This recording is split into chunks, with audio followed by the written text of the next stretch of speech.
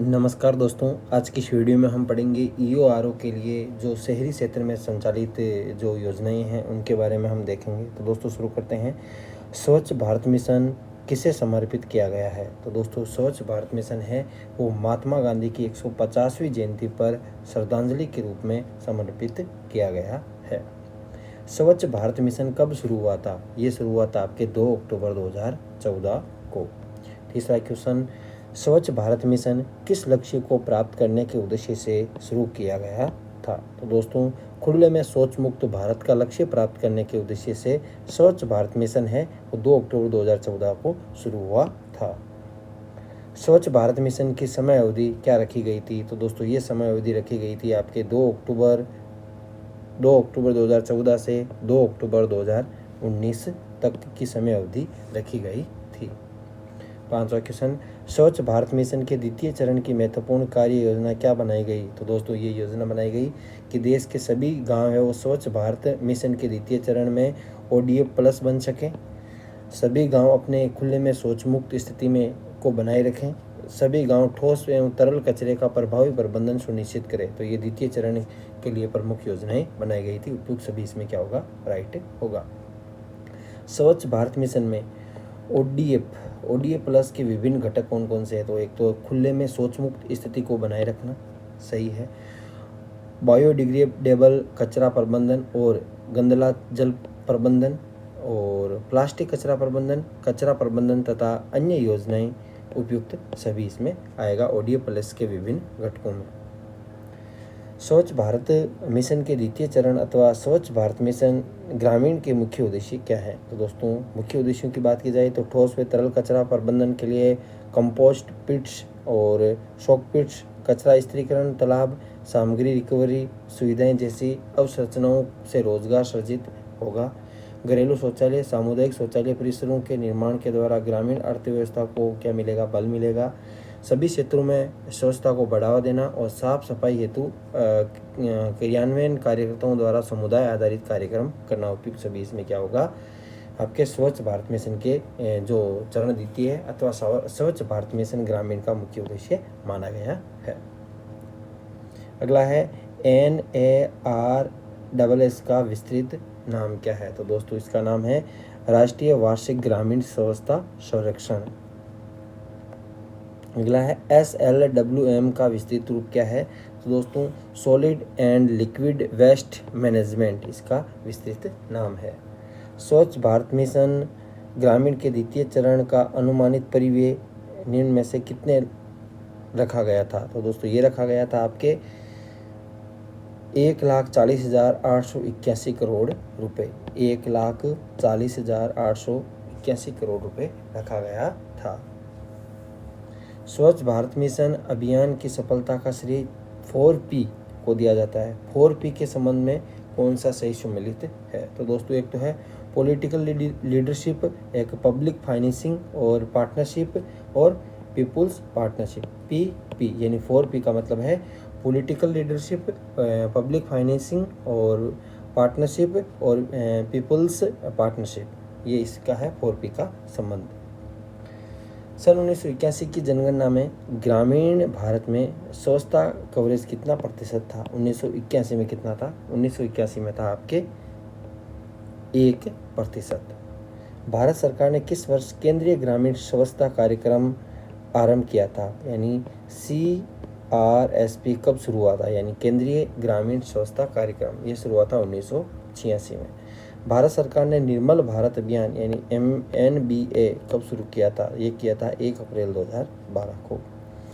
वर्ष 2011 की जनगणना में ग्रामीण स्वच्छता कवरेज कितना प्रतिशत था? तो दोस्तों ये था 2011 में आपके 33%। स्वच्छ भारत मिशन के 2 उप मिशन कौन कौन से हैं? तो दोस्तों एक तो स्वच्छ भारत मिशन ग्रामीण, एक स्वच्छ भारत मिशन शहरी। ये इसके क्या है? 2 उप मिशन है स्वच्छ भारत मिशन के। स्वच्छ भारत मिशन ग्रामीण का समन्वय भारत सरकार के किस विभाग के अधीन है? तो दोस्तों आपके स्वच्छ भारत मिशन ग्रामीण का समन्वय है वो आपके पेयजल एवं स्वच्छता विभाग, जल शक्ति मंत्रालय के अधीन है। स्वच्छ भारत मिशन शहरी का समन्वय भारत सरकार के किस विभाग के अधीन है? तो दोस्तों आवासन एवं शहरी कार्य मंत्रालय के अधीन। अक्टूबर 2019 तक देश के कितने राज्यों या केंद्र शासित प्रदेशों ने स्वयं को खुले में शौच मुक्त घोषित कर दिया? कब तक? अक्टूबर 2019 तक। तो दोस्तों ये क्या आपके 36 राज्यों में। सितंबर 2019 में 10 वर्षीय ग्रामीण स्वच्छता कार्यनीति किस विभाग द्वारा विकसित की गई? तो दोस्तों ये पेयजल एवं स्वच्छता विभाग, जल शक्ति मंत्रालय द्वारा। स्वच्छ भारत मिशन के अंतर्गत एक गांव को ODF प्लस घोषित करने के लिए उस गांव में निम्नलिखित में से क्या सुविधाएं होनी चाहिए? एक तो है कि गांव के सभी घरों को कार्यशील शौचालय की सुविधा, यानी वो कार्यशील होना चाहिए, बंद नहीं होना चाहिए। गांव के सभी विद्यालय, आंगनबाड़ी केंद्रों, पंचायत घरों में कार्यशील शौचालय की सुविधा उपलब्ध हो, जिनमें पुरुष और महिलाओं के लिए क्या हो, अलग शौचालय की व्यवस्था हो। गाँव में प्लास्टिक कचरे की पृथक्करण और एकत्रीकरण की प्रणाली उपलब्ध हो। तो वही क्या है, आपके ODF प्लस गाँव माना जाएगा। स्वच्छ भारत मिशन के अंतर्गत एक गांव को ODF प्लस घोषित करने के लिए उस गांव में निम्नलिखित में से क्या सुविधाएं होनी चाहिए? कम से कम 80% घर और सभी सरकारी विद्यालय और आंगनबाड़ी केंद्र, पंचायत घरों में बायोडिग्रेडेबल कचरा और तरल अपशिष्टों के प्रबंधन की व्यवस्था होनी चाहिए। 100 से अधिक घरों वाले गाँव में सामुदायिक स्वास्थ्य परिसर होना चाहिए। गाँव में दीवार चित्रकारी और इश्तहार के माध्यम से कम 5 ODF प्लस आपके IEC संदेश प्रमुखता से प्रदर्शित होने चाहिए, तभी है वो आपके ODF प्लस घोषित हो सकता है गाँव। अगला, स्वच्छ भारत मिशन ग्रामीण के अंतर्गत गरीबी रेखा के नीचे सभी परिवार और गरीबी रेखा से ऊपर चिन्हित परिवारों को व्यक्तिगत घरेलू शौचालय निर्माण हेतु कितनी प्रोत्साहन राशि दी ये जाने का प्रावधान है? वो आपके 12,000। स्वच्छ भारत मिशन ग्रामीण के अंतर्गत प्रोत्साहन राशि देने के लिए पात्र परिवार का चयन निम्न में से किस क्रम से प्राथमिकता दी जाएगी? तो दोस्तों है इसमें आपके हो जाएगा, एक तो प्रथम प्राथमिकता गरीबी रेखा से यानी BPL परिवार का हो, द्वितीय प्राथमिकता गरीबी रेखा से ऊपर यानी APL परिवार को, जिनमें SC ST और दिव्यांगजन के परिवार, अधिवास वाले भूमिहीन परिवार, लघु किसान, सीमांत किसान, महिला प्रधान परिवार, उपयुक्त सभी इसमें क्या होगा, जो है आपके प्राथमिकता के आधार पर चयन किया जाए। सर्वप्रथम प्राथमिकता है वो आपके BPL परिवारों को दी गई है। प्लास्टिक कचरा प्रबंधन में 4R के लिए कौन सा सम्मेलन सही है? तो दोस्तों रिड्यूस, रीयूज और रिफ्यूज और रिसाइकलिंग। आपके रिड्यूस, रीयूज और रिफ्यूज और रिसाइकल, तो दोस्तों इसमें है आपके 4R का ये मतलब होगा। Reduce, reuse, refuse, recycle. 26वां क्वेश्चन आपके सामने है कि स्वच्छ भारत मिशन में आपके स्वच्छ ग्राहियों की निम्नलिखित में से क्या भूमिका होती है? ये होती है आपके शौचालय निर्माण में सहायता प्रदान करना, हेल्प और परिसंपत्तियों की मरम्मत और सुधार करना, सतत व्यवहार परिवर्तन के लिए प्रयास करना, उपयुक्त सभी इसमें होगा। स्वच्छ भारत मिशन में स्वच्छ ग्राहियों की निम्नलिखित में से क्या भूमिका होती है? तो दोस्तों ये होती है आपके, एक तो सार्वजनिक स्वास्थ्य एवं स्वच्छता को बढ़ावा देना और SLWM गतिविधियों को चलाने में सहायता देना, उपयुक्त सभी।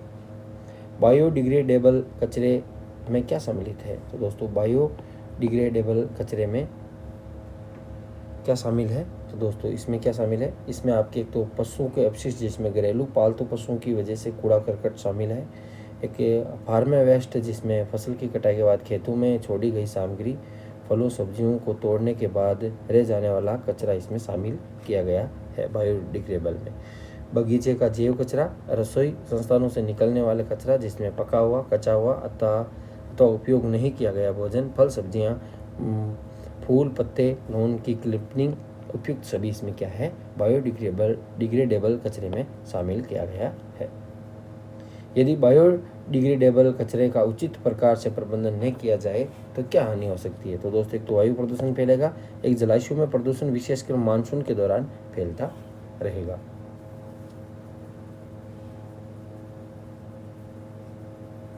रसोई घर से निकलने वाले कचरे और कम मात्रा में अन्य बायोडिग्रेडेबल कचरे का प्रबंधन किस प्रौद्योगिकी से किया जाना चाहिए? तो दोस्तों एक तो मिट्टी के बर्तन में कंपोस्टिंग अथवा पीट कंपोस्टिंग और वार्मी कंपोस्टिंग और पाइल कंपोस्टिंग और विड्रो कंपोस्टिंग।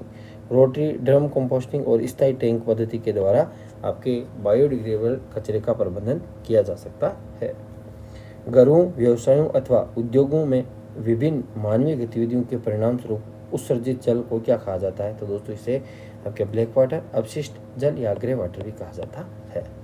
बाथरूम या रसोई से निकलने वाले जल को क्या कहा जाता है? इसे आपके ग्रे वाटर कहा जाता है। अगला क्वेश्चन है, इंदिरा रसोई योजना कब शुरू हुई थी? ये हुई थी 20 अगस्त 2020 को इंदिरा रसोई योजना शुरू हुई थी। इंदिरा रसोई योजना का मूल संकल्प क्या है? इसमें है मूल संकल्प कोई भी भूखा न सोए, कोई भी भूखा न सोए। इंदिरा रसोई योजना में लाभार्थी को शुद्ध, ताज़ा, पौष्टिक भोजन प्रति थाली किस दर पर प्राप्त होता है? तो दोस्तों 8 रुपये आपके प्रति थाली दर पर प्राप्त होता है। इंदिरा रसोई योजना में राज्य सरकार द्वारा प्रति थाली अनुदान कितने राशि दी जाती है? दोस्तों 17। पहले आपके 12 दी जाती थी, 12 के बाद में 5 बढ़ा दिया और 17 कर दिया। इंदिरा रसोई योजना में प्रतिवर्ष कितने बजट का प्रावधान किया गया? तो प्रतिवर्ष है वो आपके बजट 100 करोड़ का प्रावधान किया गया था। इंदिरा रसोई योजना प्रति थाली की दर 25 रुपये में से राज्य सरकार प्रति थाली कितना अनुदान देती है? तो दोस्तों 17 रुपये अनुदान देती है। पहले 12 देती थी, उसके बाद में 5 बढ़ा दिया।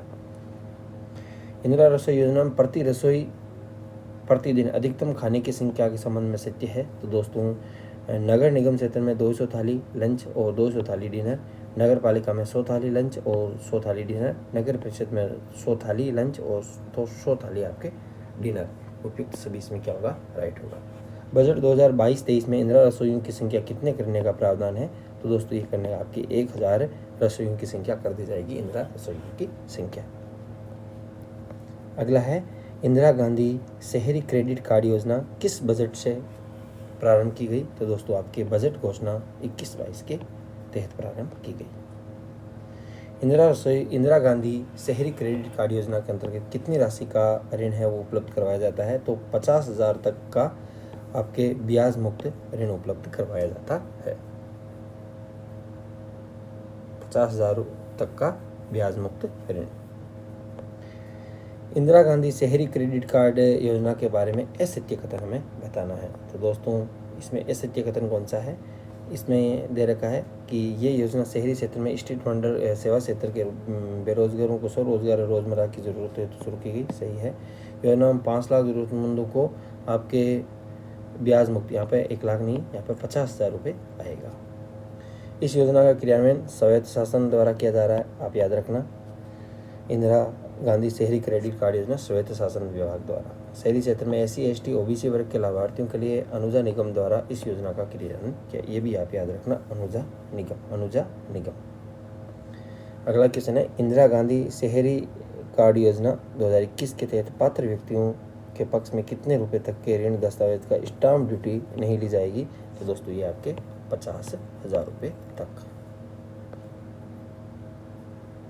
अगला है, राजस्थान के शहरी क्षेत्र में से कौन सी योजनाएं संचालित है? तो दोस्तों आपके इंदिरा रसोई योजना, इंदिरा गांधी शहरी क्रेडिट कार्ड योजना, इंदिरा गांधी शहरी रोजगार गारंटी योजना।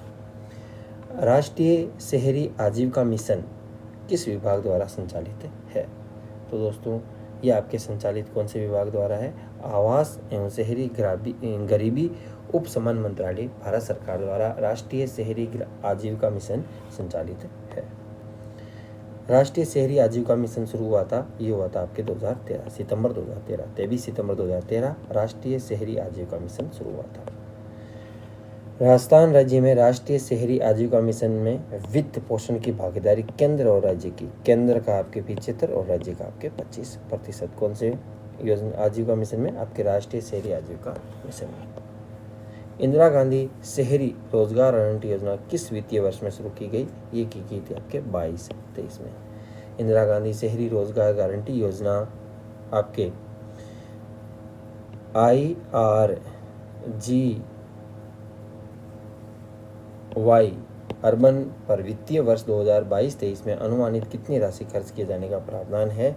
800 करोड़ रुपए लगभग वार्षिक।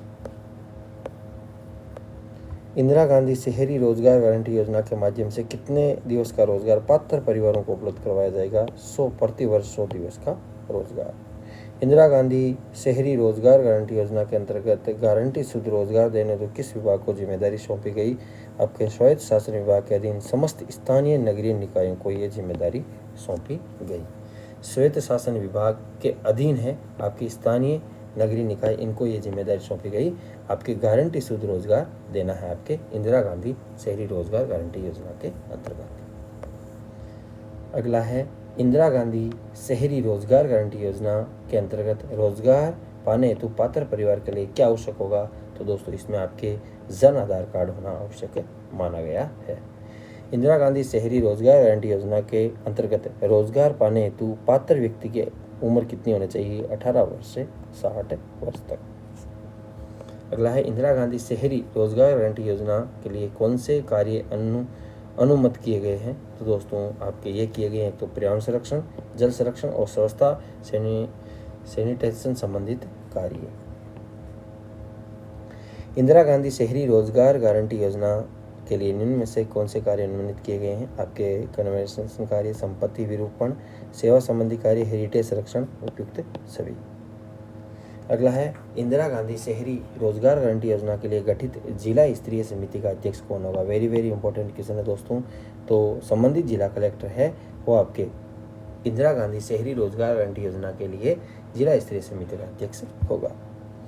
इंदिरा गांधी शहरी रोजगार गारंटी योजना के लिए आपके अनुमत कार्यों में निर्माण सामग्री लागत और पारिश्रमिक भुगतान का अनुपात क्या होगा? तो दोस्तों ये होगा आपके 25:75। निर्माण सामग्री लागत आपके 25 और पारिश्रमिक भुगतान आपके 75। स्वायत्त शासन विभाग द्वारा इंदिरा गांधी शहरी रोजगार गारंटी योजना के लिए अनुमत कार्य हेतु बनाए गए अनुमान एस्टीमेट किस पर आधारित है? तो दोस्तों ये आधारित है आपके प्रचलित आपके RUIDP SOR 2017 पर आधारित है। इंदिरा गांधी शहरी रोजगार गारंटी योजना के व्यापक रूप से मॉनिटरिंग और सुपरविजन करने और कार्य हेतु राशि के आवंटन के लिए राज्य स्तरीय स्वीकृति और समन्वय समिति का अध्यक्ष कौन हो सकेगा? तो दोस्तों ये होगा आपके प्रमुख शासन सचिव या शासन सचिव स्वायत्त शासन विभाग। इंदिरा गांधी शहरी रोजगार गारंटी योजना की प्रभावी मॉनिटरिंग हेतु गठित राज्य स्तरीय स्वीकृत समन्वय समिति का सदस्य सचिव कौन होता है? तो दोस्तों ये होता है आपके निर्देशक एवं संयुक्त सचिव स्वायत्त शासन विभाग। इंदिरा गांधी शहरी रोजगार गारंटी योजना के प्रभावी मॉनिटरिंग और सुपरविजन कार्य हेतु कौन सी कमेटियों का गठन किया गया है? एक तो राज्य स्तरीय स्वीकृत समन्वय समिति, संभाग स्तर पर मॉनिटरिंग कमेटी, जिला स्तर पर कमेटी और निकाय स्तर पर कमेटी, उपयुक्त सभी। इंदिरा गांधी शहरी रोजगार गारंटी योजना की प्रभावी मॉनिटरिंग हेतु गठित संभाग स्तरीय कमेटी का कार्य है। तो दोस्तों एक तो है इसका कार्य संभाग में योजना के अंतर्गत कार्यों के मॉनिटरिंग, निरीक्षण और समन्वय करना, पर्याप्त कार्यों की स्वीकृति और कार्यों की गुणवत्ता सुनिश्चित करना। अगला है इंदिरा गांधी शहरी रोजगार गारंटी योजना का सामाजिक अंकेक्षण किसके द्वारा किया जाएगा? तो दोस्तों ये किया जाएगा कि राजस्थान नगर पालिका अधिनियम के अंतर्गत निकायों में गठित वित्त समितियों के द्वारा। Very very important question. Indira Gandhi शहरी रोजगार गारंटी योजना का प्रशासनिक विभाग कौन सा है? तो दोस्तों स्वायत्त शासन विभाग, राजस्थान सरकार। इंदिरा गांधी शहरी रोजगार गारंटी योजना के अंतर्गत रोजगार प्राप्त करने हेतु कौन सा दस्तावेज आवश्यक माना गया है? दोस्तों जॉब कार्ड होना आवश्यक होगा। इंदिरा गांधी शहरी रोजगार गारंटी योजना के अंतर्गत अकुशल श्रमिकों को न्यूनतम मजदूरी अकुशल को आपके मिलेगी कितनी? 259 रुपये। अर्धकुशल को कितनी मिलेगी दोस्तों? अर्धकुशल को 271 रुपये और कुशल श्रमिकों को आपके मिलेगी 283 रुपये न्यूनतम मजदूरी। और उसके बाद में हम देखें उच्च कुशल श्रमिकों की न्यूनतम मजदूरी 333 रुपये प्रति दिवस। शहरी क्षेत्र में निवास करने वाले प्रत्येक पात्र परिवार को आधार पर एक वित्तीय वर्ष में 100 दिवस का गारंटी रोजगार उपलब्ध कराना किस योजना का मुख्य उद्देश्य है? इंदिरा गांधी शहरी रोजगार गारंटी योजना का मुख्य उद्देश्य माना गया है। अगला है इंदिरा गांधी शहरी रोजगार गारंटी योजना के अंतर्गत आपके जिला स्तरीय कमेटी का सचिव कौन होगा? आयुक्त, नगर निगम परिषद, जिला मुख्यालय। अगला है इंदिरा गांधी शहरी रोजगार गारंटी योजना के अंतर्गत कार्य समाप्त होने पर कितने दिवस में बैंक खाते में राजस्थान पेमेंट पोर्टल के माध्यम से ऑनलाइन भुगतान किए जाने का प्रावधान है? तो दोस्तों जब कार्य समाप्त हो जाए तो 15 दिवस के भीतर आपको पैसे मिल जाएंगे। वीडियो अच्छा लगा हो तो वीडियो को लाइक एंड शेयर जरूर करें। अगले वीडियो में हम और कुछ महत्वपूर्ण योजनाएं पढ़ेंगे। तब तक के लिए थैंक्स फॉर वॉचिंग। जय हिंद, जय भारत।